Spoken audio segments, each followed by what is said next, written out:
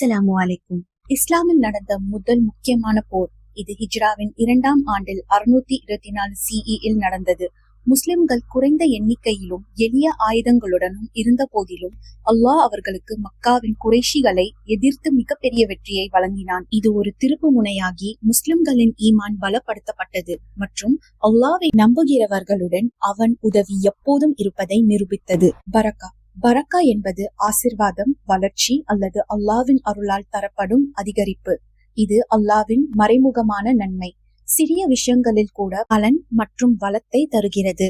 உதாரணமாக, பரக்கா உள்ள சிறிய செல்வம் அல்லது குறைந்த நேரம் கூட பெரும் பலனை தர முடியும். ஆனால் பரக்கா இல்லாத அதிகமான செல்வம் அமைதி அல்லது நன்மையை தராது. பக்ரா.